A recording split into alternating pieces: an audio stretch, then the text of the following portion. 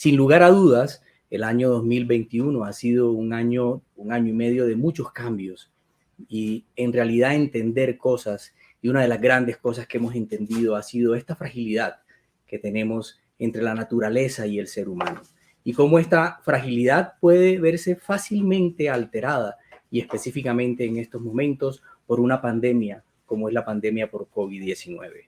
Por eso esta tarde vamos a hablar sobre cómo esta pandemia nos ha dado la posibilidad de cambiar y generar oportunidades en el manejo de nuestros pacientes. Vamos a tocar tres aspectos importantes: el manejo de los pacientes diabéticos, el manejo de los pacientes con alteraciones tiroideas y, por último, el manejo de los pacientes con osteoporosis.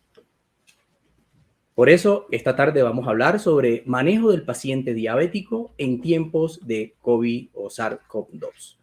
Para los que no me conocen, mi nombre es Andrés Jaramillo, yo soy médico internista endocrinólogo. Actualmente soy el jefe de la sección del servicio de endocrinología de la Fundación Santa Fe de Bogotá y director de la clínica de diabetes y bomba de insulina de esta misma institución. Centro acreditado recientemente por Joint Commission Internacional como el primer centro o el centro de diabetes con acreditación internacional en Colombia y el tercero en Latinoamérica. Adicionalmente, soy profesor adjunto de la Universidad de los Andes y pertenezco a la Asociación de Medicina Interna de la Asociación Colombiana de Endocrinología como miembro de número. Estos son mis conflictos de interés, no tengo conflictos de interés en esta charla. Y previamente todos debemos entender que veníamos con una pandemia de pacientes diabéticos ampliamente conocidos por ustedes, cerca de 463 millones de personas diabéticas a nivel mundial, con 4.2 millones de muertes anuales por esta condición, y a pesar de esto un inadecuado control. Siempre las estadísticas, y esta última estadística publicada en New England Journal en junio de este año nos muestra cómo los pacientes diabéticos están inadecuadamente controlados. En este seguimiento de los estudios de salud de los Estados Unidos, solamente el 50% de los pacientes logran llegar a menos de 7 de hemoglobina glicosilada.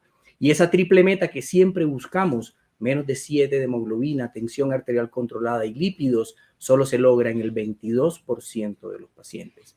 Por eso, continúan presentándose las complicaciones, tanto micro como macrovasculares en nuestros pacientes diabéticos. Y tenemos que actuar en esta pandemia que sigue y que la tenemos presente todos estos años. Y por eso, desde hace mucho tiempo, en nuestra institución, en la Fundación Santa Fe de Bogotá, se han generado centros de cuidado clínico y específicamente centros para el manejo de los pacientes diabéticos para llevarlos a un adecuado control metabólico.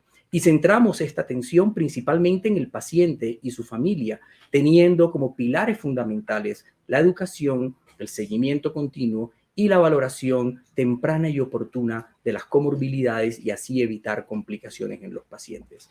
Y ustedes pueden apreciar en esta diapositiva cómo es el proceso multidisciplinario para que un paciente diabético, siempre que venga a nuestra consulta, tenga educación, sea valorado por múltiples médicos y así disminuyamos la posibilidad de complicaciones. Pero esto cambió, y cambió con el COVID-19, en el cual no pudimos seguir haciendo esto de forma presencial con nuestros pacientes. Todo cambió en el año 2020. Y quiero mostrarles cuáles eran las prevalencias o cuáles son las prevalencias de estas dos condiciones. Por un lado, tenemos la prevalencia de diabetes, cerca de 463 millones de diabéticos y casos por COVID, SARS-CoV-2, cerca de 225,000 personas afectadas a nivel mundial. Pero cuando vemos mortalidad, en realidad la cosa es un poco diferente. 4.2 millones de muertos anuales por diabetes todos los años. Y en este momento la pandemia por COVID-19 solamente lleva 4.6 millones de muertes en la pandemia, cerca de año y medio. Y todos esperamos que en realidad, así como hemos actuado activamente para controlar esta pandemia, también actuemos para controlar una pandemia que viene desde hace mucho tiempo, como es la diabetes mellitus. Y rápidamente entendimos que la diabetes no es un factor de riesgo para infectarse por COVID, por SARS-CoV-2. Si uno es diabético, no tienes más riesgo de infección.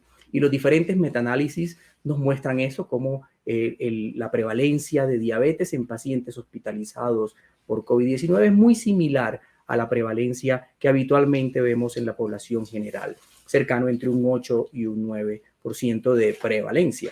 Y los pacientes hospitalizados en diferentes metaanálisis como este, nuevamente en hospitalización general, está alrededor del 7%, muy similar a la población general.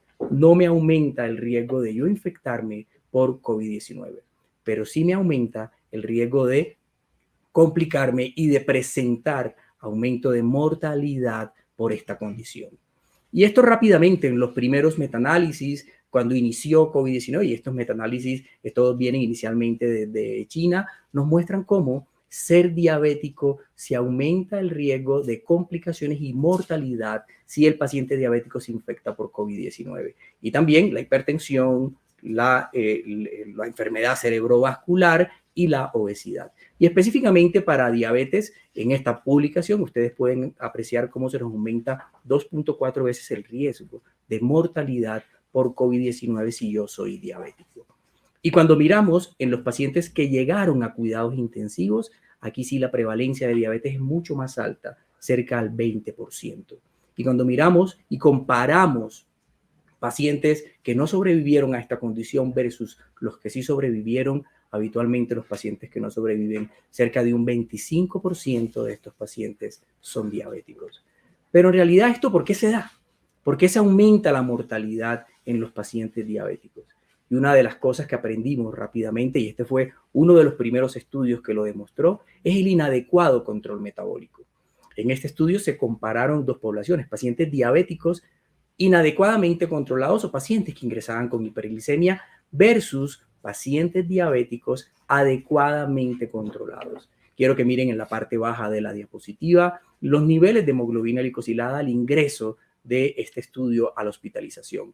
8.7 en los pacientes inadecuadamente controlados y en los pacientes controlados un promedio de 5.8. Y glucemia en ayunas, 202 en el grupo inadecuadamente controlado y 114 en el grupo de diabéticos, pero que ingresaban adecuadamente controlados.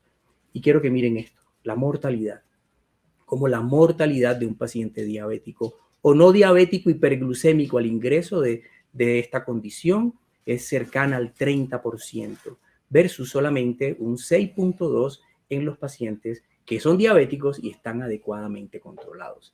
Y es el primer estudio que nos muestra que sí, ser diabético te aumenta la mortalidad, pero te aumenta más la mortalidad por COVID si estás inadecuadamente controlado. Y debemos hacer todos los esfuerzos por tener nuestros pacientes diabéticos adecuadamente controlados. Y este estudio de Italia, de PISA, nos muestra igualmente esto.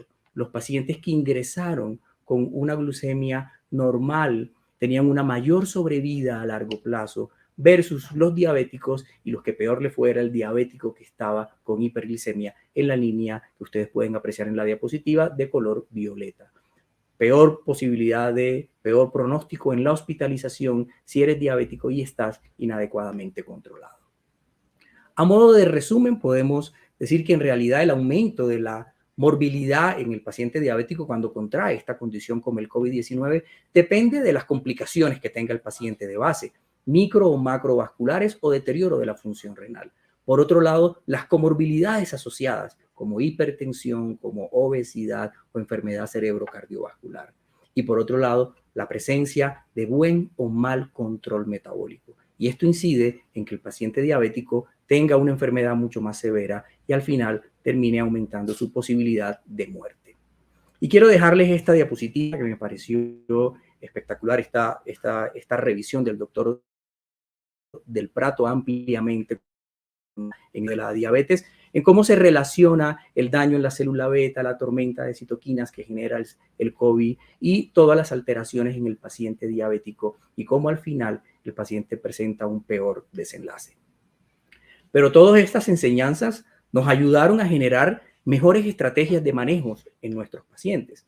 Y rápidamente todas las asociaciones, Asociación Americana de Diabetes, Federación Internacional de Diabetes y nuestra Asociación Colombiana de Endocrinología, sacaron estrategias para educar a los pacientes que tienen diabetes para que mantuvieran y evitaran la infección por COVID-19. Y unas recomendaciones rápidamente son: mantenga las medidas de protección, lávese las manos, use tapabocas, mantenga el distanciamiento social y por favor mantenga una adecuada alimentación e intensifique la actividad física en cuarentena. Les recomiendo esta página, que es una página de la Federación Internacional de Diabetes, donde todos los días cambian los ejercicios que usted puede realizar para mantener una adecuada actividad física en los pacientes. Y por último, eduquemos a los pacientes en el caso de que presenten síntomas, consulten a su médico, consulten a los servicios de urgencias para que rápidamente sean atendidos y eviten complicaciones mayores. Y por otro lado, debemos insistir en que nuestros pacientes diabéticos se vacunen contra esta condición. Todos nuestros pacientes diabéticos deben estar vacunados contra COVID-19. Ya todas las poblaciones deberían estarlo y en todos los grupos etarios, y solo por ser diabético ya estás priorizado en este momento.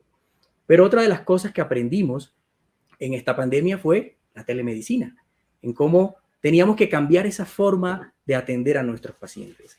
Ya no podíamos hacerlo de forma presencial y quiero que miren esta diapositiva, cómo se nos disminuyó el número de pacientes cuando empezó la primera ola por COVID-19.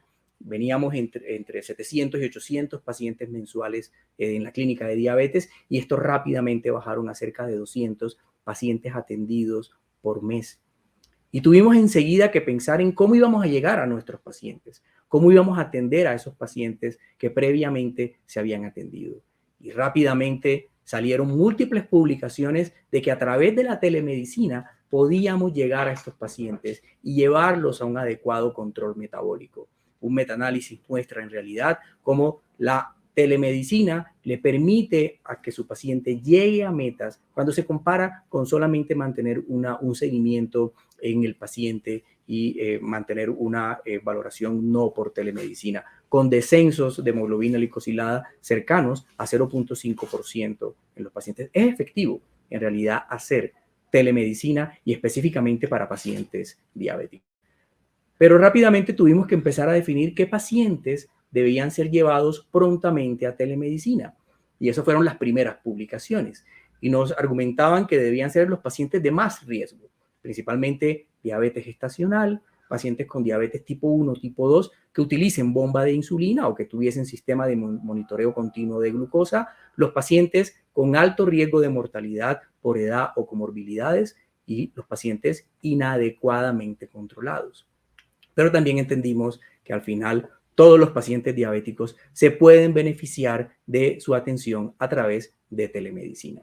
Y esto ha avanzado tanto que ya contamos con guías específicas y este es un consenso de la parte de Asia con respecto al manejo del paciente diabético a través de la telemedicina.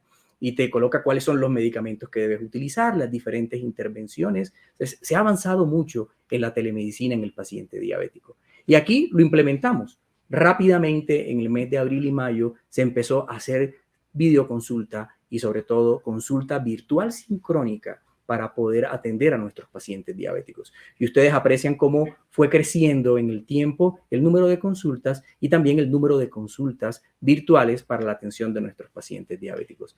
Al final, logrando mantener un volumen de consulta alto y poder seguir viendo a nuestros pacientes diabéticos para llevarlos a un adecuado control y nos hemos mantenido, como pueden ver también, en el año 2021. Pero realizar telemedicina tiene unas características que debemos cumplir si queremos hacerlo.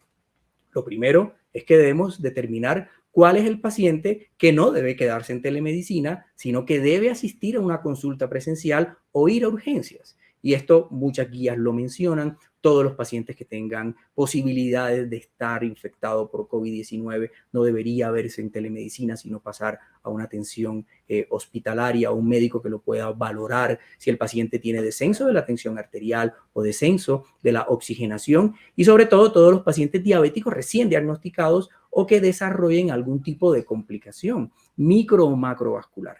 Este tipo de pacientes no debería ser visto en consulta por telemedicina, sino que deberíamos verlo de forma presencial para rápidamente actuar sobre estas complicaciones o lo que tenga el paciente. 2, toda consulta debe incluir ciertos aspectos y específicamente verificar la cesación de tabaco, verificar el consumo de alcohol, verificar que su paciente sí esté realizando actividad física, que logre el control de peso, que tenga una alimentación balanceada y por último, el manejo del estrés. Y nunca olvidar el monitoreo de glucosa, mirar las glucometrías, verificar la aplicación de insulina, hablar sobre hipoglicemias y siempre prevenir las complicaciones micro y macrovasculares en esa consulta de telemedicina. Y me gusta mucho esta diapositiva donde nos explica los diferentes aspectos que debemos tocar en la teleconsulta. Por un lado, siempre hablar de los cambios en el estilo de vida y los factores de riesgo cardiovascular, diagnóstico temprano y seguimiento oportuno en los pacientes, asesoramiento en el monitoreo de la glucosa, especial cuidado en ese paciente que tiene insulina y asesoramiento en el manejo de la hipoglicemia y siempre mantener a su paciente adecuadamente controlado y tamizar el riesgo de complicaciones o las complicaciones que puede tener el paciente. Porque al final siempre debemos llevarlo a esta meta individualizada, ojalá siempre menos de 7 de hemoglobina glicosilada. Y quiero mostrarles cómo fue el control en nuestro centro, cómo implementando todo esto, implementando la telemedicina, implementando educación dirigida al paciente de forma virtual, pudimos mantener un adecuado control de nuestros pacientes. Y aquí no les estoy mostrando solamente control de glucemia, les estoy mostrando control de la triple meta, hemoglobina glicosilada menos de 7, LDL menos de 100 y tensión arterial menor de 140/90. Barras azules, año 2020, barras rojas, año 2021. Y el primer descenso que tuvimos fue en abril. ¿Por qué? Porque ahí inició la pandemia y tuvimos que implementar toda estrategia de telemedicina para poder llevar a nuestros pacientes un buen control. Se logra recuperar esta triple meta, pero nuevamente en agosto con el segundo pico, nuevamente desciende. Y aquí el problema no era la teleconsulta. El problema era que el paciente tenía miedo de asistir a los centros médicos para tomar los laboratorios. Entonces, la estrategia fue un poco diferente y tratar de que el paciente se tomara los exámenes y sale todo el auge de tomar laboratorios en casa. Y se implementa en el hospital una estrategia para que el paciente en su domicilio se le pueda tomar los exámenes. O llegando en el carro sin necesidad de ingresar al hospital, también se le pudiese tomar los exámenes. Y ahí nuevamente repunta la triple meta. Y por último, tuvimos un descenso a un 21% ahora en julio. Este mes, y específicamente está dado porque ahora sí regresaron todos los pacientes que no habían sido vistos previamente por alguna razón, y esto nos baja un poco la estadística, pero como pueden apreciar, ya hay nuevamente un repunte en agosto y tenemos en agosto el 34% de nuestros pacientes en esta triple meta. Pero yo creo que las cosas van a cambiar y la telemedicina llegó para quedarse. Eso es un artículo recientemente publicado del doctor Osama Hamdy. Osama Hamdy, para los que no los conocen, es el director médico del programa de Joslin de diabetes, sobre todo el paciente hospitalizado o el paciente interno. Ya el doctor Osama Hamdy, con otro grupo de médicos y adicionalmente con una plataforma tecnológica, se idearon un seguimiento de pacientes y lo catalogaron como el modelo en casa de Joslin. Y este modelo de casa de Joslin tiene varias características. Por un lado, implementaron consultas virtuales cortas, de 5 a 15 minutos máximo, pero visitas frecuentes, una visita entre 1 y 4 semanas.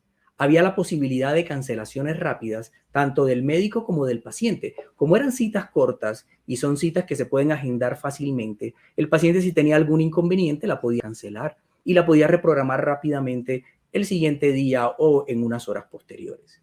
Y tenían una documentación enfocada a solucionar problemas específicos. Y estos son los 5 puntos que siempre se evalúan en cada consulta. Por un lado, ¿estás tomando tus medicamentos según lo prescrito y tienes alguna duda o alguna pregunta sobre ellos? ¿Has tenido glucemias mayores a 200 o menores a 70 en algún momento desde la última visita y cuándo lo has hecho? ¿Estás siguiendo tu plan de dieta? ¿Estás siguiendo tu plan de ejercicio? ¿Y qué es exactamente lo que necesitas lograr en esta consulta? Una consulta muy orientada a lograr objetivos específicos de control en el paciente diabético.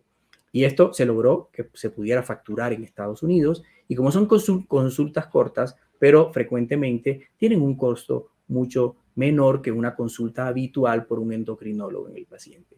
Y tiene grandes diferencias en lo que se venía haciendo el modelo clásico, este nuevo modelo de Joslin en casa. Habitualmente hacemos consultas más largas de 30 minutos. Estas son consultas cortas, muy enfocadas, pero muy frecuentes, cada una o cada 4 semanas. Son flexibles en la posibilidad de cancelar, a diferencia de una agenda muy estricta cuando es en consultorios. Se logra bajar el costo de la consulta médica y hace que más pacientes puedan ingresar a este programa por un costo menor, y adicionalmente no tienes que desplazarte al hospital para recibir la atención. Puedes recibirla en cualquier punto, o en tu casa o en tu trabajo. Y los resultados son en realidad bastante importantes o abrumadores. Pueden ustedes apreciar cómo rápidamente en los pacientes que tienen estas consultas continuas llegan a una hemoglobina glicosilada menor a 7 en 4.4 meses versus 24 meses en una consulta habitual. Glicosilada menos de 7 con insulina en 10 meses en promedio versus 52 meses en los pacientes que están en consulta cada 3 o cada 6 meses. LDL menor a 100 en 5.1 meses y tensiones arteriales controladas rápidamente en el primer mes. Y creo que en realidad esto nos cambia la visión de que la telemedicina nos ha ayudado mucho en pandemia, pero posiblemente tiene que quedarse para lograr que llevemos esta interacción al paciente y el mejor control a mayor población. Ya para terminar y para ser exactos en el tiempo, los 30 minutos, COVID-19 nos enseñó que las cosas tenían que cambiar, que teníamos que cambiar la atención de nuestros pacientes, que el paciente diabético se puede ver por telemedicina, que tenemos que seguir educándolos de forma presencial o de forma virtual. Debemos enseñarle las medidas de protección, mantener una adecuada alimentación y actividad física. Si tiene síntomas, por favor, consulta. Vacúnense. Hay que vacunarnos. Todos debemos estar vacunados para frenar esta pandemia, y la teleconsulta, con todos estos aspectos, realizada adecuadamente, vino a quedarse para así brindarle a nuestros pacientes un muy buen control metabólico. Muchas gracias a ustedes por escucharme.